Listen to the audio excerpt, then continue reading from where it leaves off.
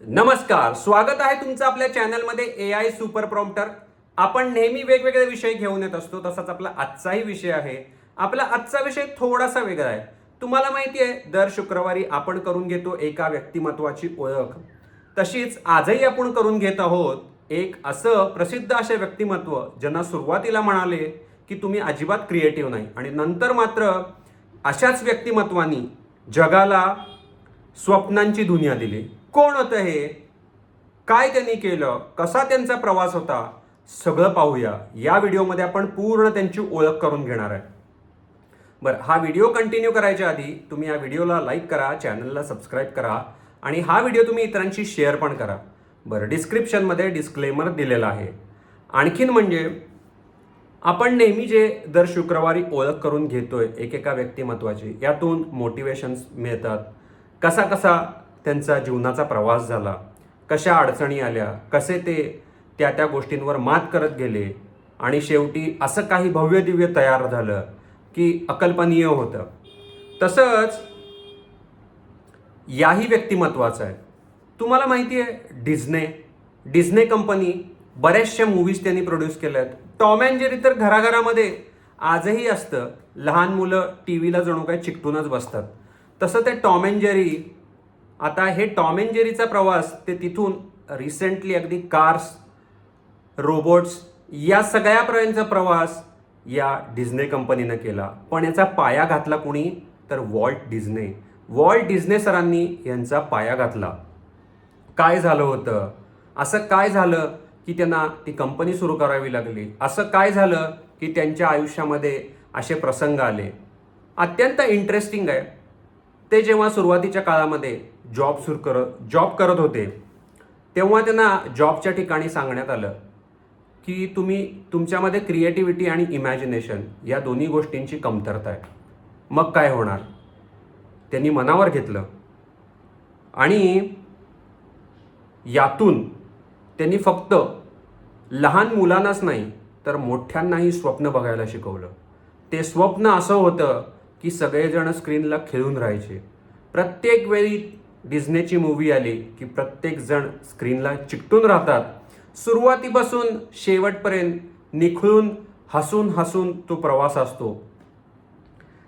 असं ते जे स्वप्न जेव्हा सुरू झालं, तेव्हा त्या दुनियेमध्ये कोणीच नव्हतं.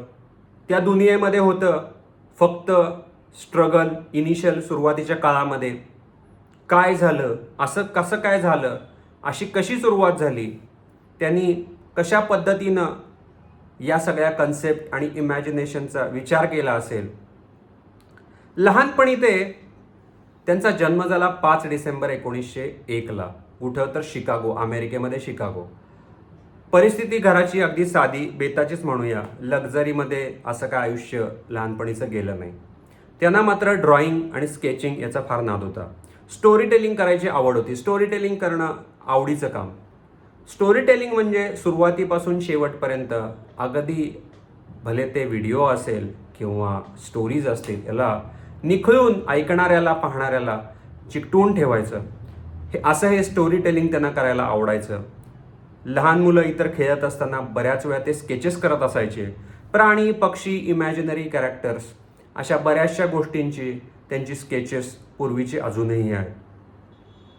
आणि सगळ्यात महत्त्वाचं म्हणजे त्यांच्यामध्ये जे टॅलेंट होतं, हे टॅलेंट त्यांना अजिबात स्वस्थ बसू देत नव्हतं.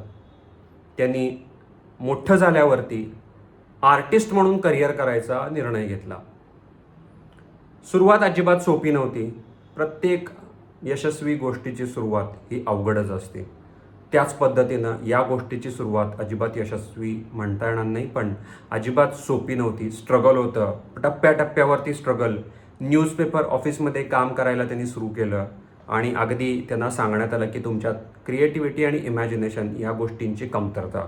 मग काय होणार? कल्पना करा काय होणार आहे सुरुवातीलाच असं ऐकल्यावरती.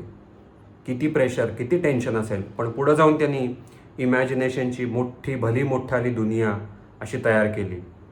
इथं समजा त्यांनी हार मानली असती, इथं त्यांनी सुरुवातीला डिसिजन घेतला असता की नाही, आपण हे जे फील्ड आहे ते सोडून दुसरीकडे जाऊया, तर काय झालं असतं, आज एवढं मोठं जे साम्राज्य आहे ते दिसलंच नसतं. पण ते तसं नाही झालं. ते थांबले नाहीत. ते म्हणाले मी नाही थांबणार. ॲनिमेशनचा त्यांनी बिझनेस सुरू केला. तो बिझनेस सुरुवातीला त्यात फेल्युअर आलं. साहजिक आहे. ते फेल्युअर आल्यानंतरसुद्धा ते थकले नाहीत. व्यवसाय बंद झाला. खिशामध्ये दमडीची सुद्धा मुश्किल आली. तरीसुद्धा तो स्ट्रगल सुरूच होता. कधी कधी लाईफ आपल्याला खाली खेचायला बघते. पण त्यात बऱ्याच वेळा असं असतं की काही गोष्टींसाठी पुढच्या लाईफ ही तयार पण करत असते. बऱ्याचशा गोष्टी गुंतलेल्या त्याच्यामध्ये.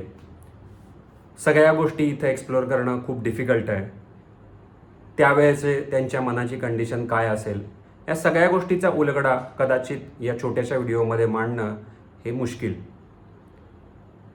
पण आता एक टर्निंग पॉईंट आला. इंटरेस्टिंग आहे. आता त्या काळामध्ये ते स्ट्रगल करत असताना स्टुडिओमध्ये काम करत होते. स्टुडिओमध्ये त्यांच्या उंदीर फिरायचे इकडं तिकडं. कसा स्टुडिओ असेल, उंदरं फिरायची, काय होत असेल त्यांच्या आर्टला. इमॅजिन कशा पद्धतीनं त्या काळामध्ये गोष्टी असतील. 100-125 वर्षापूर्वीची गोष्ट आहे. पण त्यांच्या मनात एक आयडिया आली, चला त्या अशा मजेशीर दिसणाऱ्या उंदराला आपण एक क्यूटचं असं रूप देऊया. आणि जन्माला आला मिकी माऊस. लोकांना सुरुवातीला अजिबात कल्पना आवडली नाही. शी, तो घाणेरडा उंदीर, त्याला काय क्यूट म्हणायचं. पण नंतर जेव्हा तो उंदीर गुबरे गुबरे गाल, मोठाले कान, अशी शेपूट आणि घातलेले कपडे घेऊन लोकांच्या समोर आला, लोक प्रेमात पडली. उंदराच्या प्रेमात पडली लोक.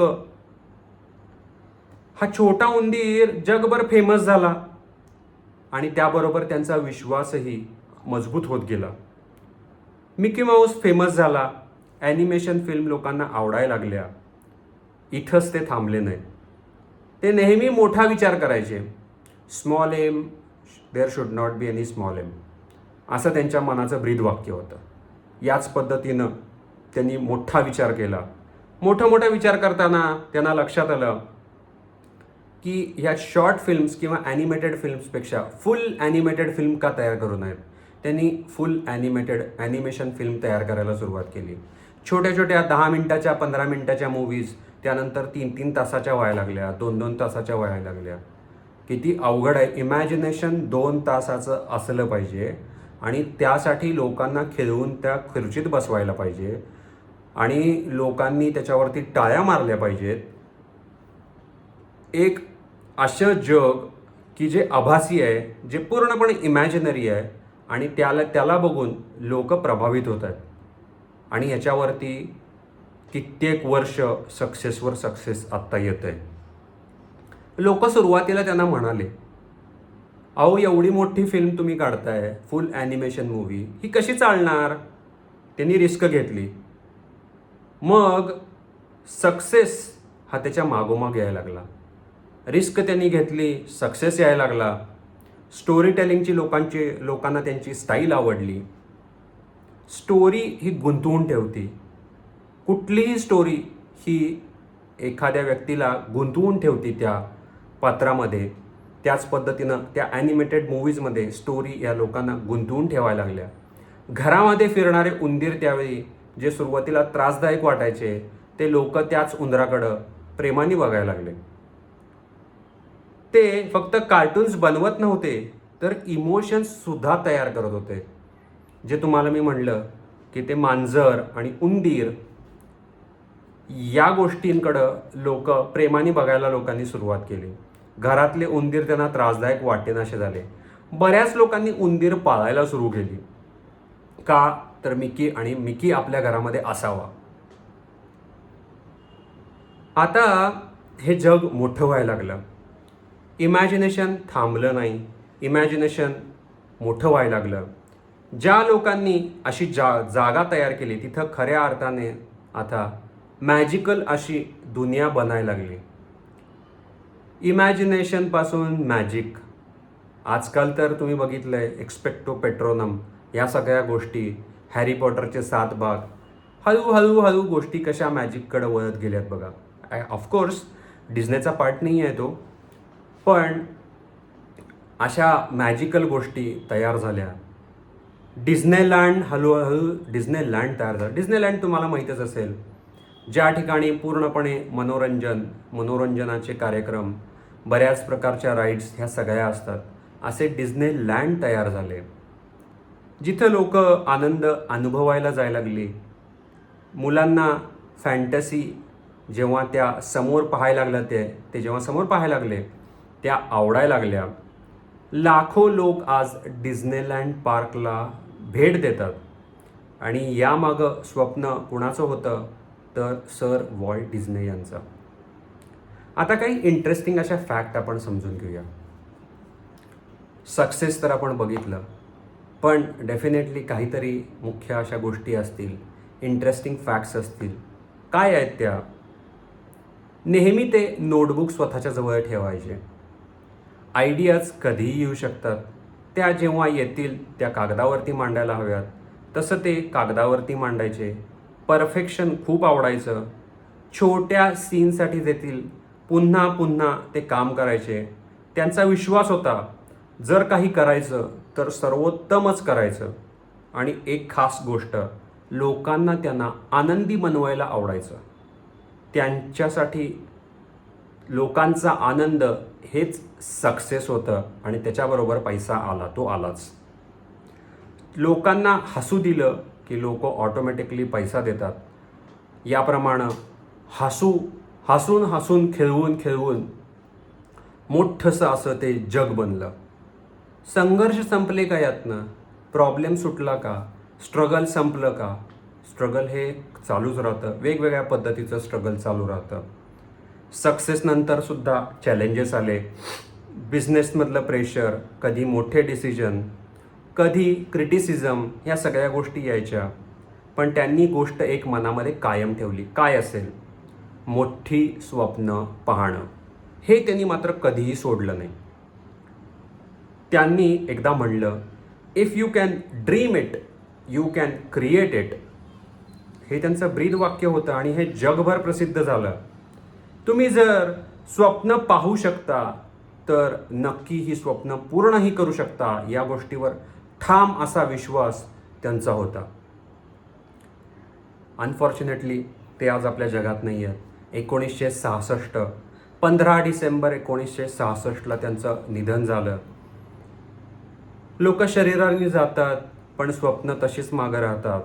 स्वप्नांच्या जगामध्ये ते अजूनही जिवंत आहेत. लोकांच्या मनामध्ये ते अजूनही जिवंत आहेत. डिझनी कंपनी प्रोग्रेस करते आहे. लोक दरवर्षी त्यांच्या चित्रपटांना हजारो लाखोच्या संख्येनं जातात आणि आनंद अनुभवतात. जगभरामध्ये हॅपीनेस, इमॅजिनेशन आणि स्टोरी टेलिंगसाठी आता डिझने हे ओळखलं जातं आहे. त्यांनी एक कंपनी फक्त तयार केली नाही, तर ते एक इमोशन असं तयार केलं त्यावेळी. आपण याच्यामध्ये काय म्हणू शकतोय इन जनरल? आता आपण काय म्हणू शकतो याच्यामध्ये? आयुष्यात काही वेळा लेसन्स मिळतात. पहिली गोष्ट, रिजेक्शन म्हणजे शेवट नाही. रिजेक्शन म्हणजे काही वेळा ही सुरुवातही असू शकते.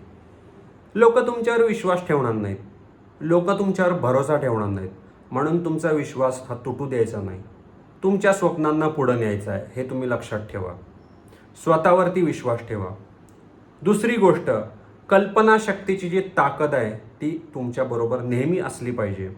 ती कधीही कमी अशी समजू नका. मोठ्या मोठ्या गोष्टी अनेकदा छोट्या छोट्या आयडियांमधूनच तयार होतात. बरेच जण पाय खेचायला बसलेतच, पण अजिबात काळजी करायची नाही. ही सगळी आव्हानं, चॅलेंजेस ही होतच राहणार, येतच राहणार. तिसरी गोष्ट, फेल्युअर नंतरही गोष्टी पुढं गेल्या, गोष्टी बंद पडल्या, पैशाचा प्रॉब्लेम झाला, लोकांनी क्रिटिसाइज केलं, पण त्यांनी थांबणं हे निवडलं नाही. फेल्युअरमध्ये सुद्धा ते थांबले नाहीत. फेल्युअरमध्ये सुद्धा ते कष्ट करत राहिले, काम करत राहिले. शेवटी सक्सेस हे त्यांना मिळालंच. आता जवळपास आता या व्हिडिओचा शेवट आला आहे. काय आपण यातनं बोध घेऊया किंवा काय झालं असेल